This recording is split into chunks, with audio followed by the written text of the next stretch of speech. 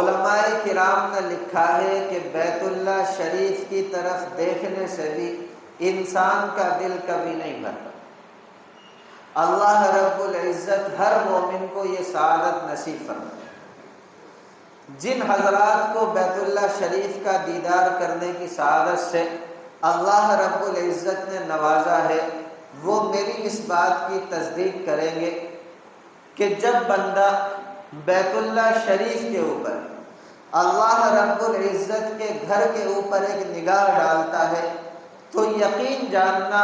جتنی نگاہیں زیادہ پڑتی ہیں اتنا ہی اس کا حسن جو ہے وہ دوبالا ہو جاتا ہے،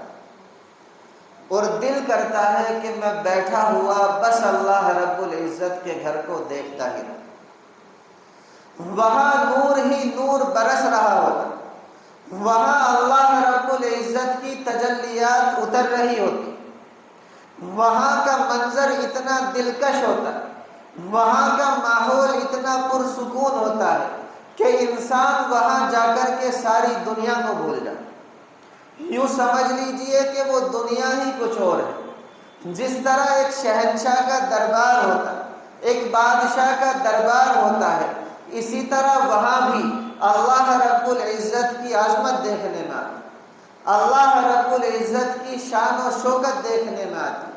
اللہ رب العزت کا رعب، اس کی ہیبت اور اس کا دبدبہ دیکھنے میں آتی۔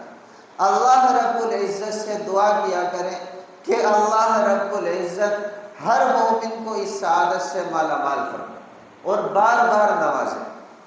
آپ دیکھیں، آپ جتنے یہاں بیٹھے ہیں، آپ سبھی نے اس دنیا کے اندر ایک لوہے کا مقناطیس دیکھا ہوگا جسے ہم چمبک کہتے ہیں۔ اس کی یہ خاصیت اور یہ خوبی ہوتی ہے کہ وہ جہاں کہیں بھی ہوتا ہے لوہے کو اپنی طرف کھینچتا ہے، اور لوہا کھینچتے کھینچتے بالآخر اس سے چمٹ جاتا ہے، لپٹ جاتا ہے۔ اسی لیے علماء کرام نے لکھا ہے کہ اگر آپ کو دنیا کے اندر انسانی دلوں کا مقناطیس دیکھنا ہو تو آپ میرے پیارے بھائیوں بیت اللہ شریف کو دیکھیں، آپ اللہ رب العزت کے گھر کو دیکھیں۔ اس کو دیکھنے کے لیے ہر مومن کا دل کھنچتا ہے، کیا مرد کیا عورت، کیا امیر کیا غریب، اور کیا صحت مند اور کیا بوڑھا ضعیف، آپ جس بندے سے بھی پوچھیں اس کے پاس جانے کی گنجائش ہو نہ ہو، اس پر جانے کے لیے پیسے ہو نہ ہو، لیکن اس کے دل کے اندر تڑپ ضرور ہو۔ وہ راتوں کو اٹھ اٹھ کر دعائیں مانگتا ہوگا، وہ تنہائیوں کے اندر روتا ہوگا کہ مولا کبھی تو مجھے بھی قبول فرما لے، اللہ کبھی تو مجھے بھی توفیق دے دے، کریم آقا کبھی تو میرے لیے بھی دروازے کھول دے کہ میں بھی تیرے گھر کا دیدار کر سکوں، میں بھی طواف کر سکوں۔ میرے پیارے بھائیوں،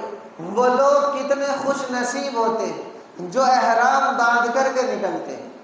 لبیک اللہم لبیک پڑھ رہا ہوتا ہے، کوئی اللہ رب العزت کے گھر کا طواف کرتا ہے، کوئی مقام ابراہیم پر سجدہ ریز ہوتا ہے، کوئی غلاف کعبہ پکڑ کر دعائیں مانگتا ہے، اور کوئی ملتزم سے جا کر کے لپٹ جاتا ہے، چمٹ جاتا ہے۔ اللہ ہمارے لیے بھی دروازے کھول دے تاکہ ہم بھی اپنی اس دیرینہ خواہش کو پورا کر سکیں۔ اور میرے عزیز بھائیوں، ہمارے جو پیارے بھائی وہاں پہنچتے ہیں وہ میرے پیارے بھائیوں پیچھے نہیں رہتے، وہ مسجد حرام کے اندر پہنچتے ہیں، مطاف میں آتے ہیں، طواف کرتے ہیں، اور طواف کرتے کرتے بالآخر ملتزم سے لپٹ جاتے ہیں، چمٹ جاتے ہیں۔ اور حدیث مبارکہ کے اندر آتا ہے کہ سیدنا نبی اکرم صلی اللہ علیہ وسلم ملتزم سے اس طرح چمٹ جاتے تھے جس طرح ایک دودھ پیتا بچہ اپنی ماں کی گود سے لپٹ جاتا ہے، چمٹ جاتا ہے۔ اور آپ ملتزم سے چمٹ کر جو بھی دعا مانگیں گے اللہ رب العزت کا وعدہ ہے کہ میں اس دعا کو ضرور بھی ضرور قبول کروں گا۔